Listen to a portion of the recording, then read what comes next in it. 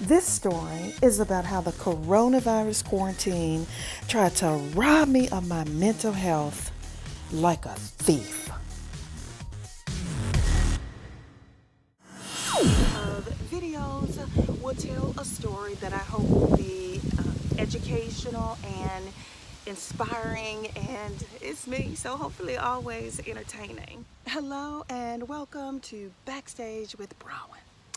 It has been a while since I've produced any content for my channel, and there are two reasons for that. The first reason was health related, so it was definitely a hiatus that was self-imposed. 18 months is another whole story for another time. And the second part of my hiatus was coronavirus induced. I'm sure you guys can relate to that.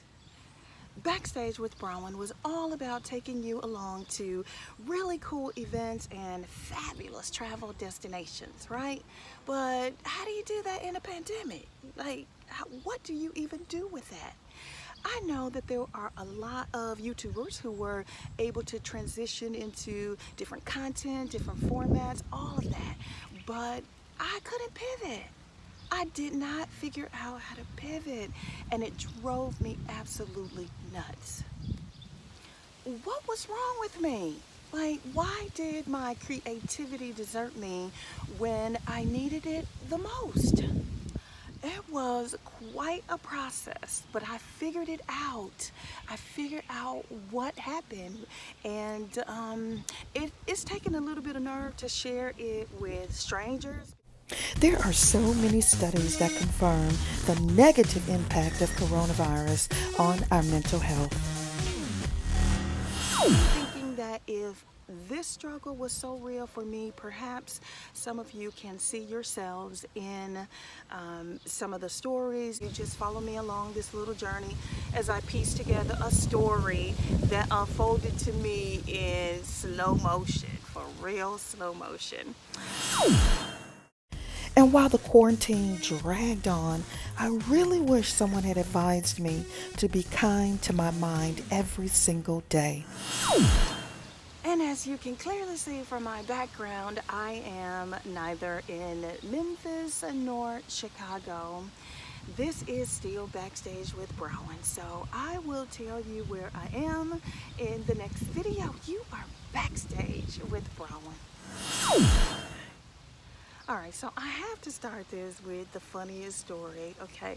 I went to the pharmacy because I was certain that I had figured out what was wrong with me. So I just went to the pharmacist to get some vitamins. And I don't know what word I used, but it was a trigger for that pharmacist. She started asking me all these questions, and I was like, wait a minute, lady, why are you in my head? How do you know that? I didn't come here for all of these diagnoses. I already diagnosed myself. And WebMD told me I had seasonal affective disorder, ma'am. I did not come here for anything else but vitamins and to talk about that. She looked at me as only a physician can look at a person who is clearly in denial. So I gave her the respect that she deserves as a doctor of pharmacy. I listened to what she had to say, and then when she said depression, like, what? Who? Me? I don't think so. Listen, I have had bouts of whimsy. I have had bouts of rebellion. I have had bouts of selfishness. But I have not consistently had a bout of depression. So when the pharmacist said it and started asking me all these questions, literally I knew I had to listen and deal with what was really happening. And what was really happening is the pandemic was overwhelming for me. I'm not saying that it still isn't, but for sure it was a bit much. And speaking of pitfalls, did Bella really just troll me and do her business in my video? Life. Please click over to video number 2 as I continue my story about how the pandemic tried to rob me of my mental health like a thief. Backstage with Brawin. And if you enjoyed our time together, please be sure to like, share, and subscribe.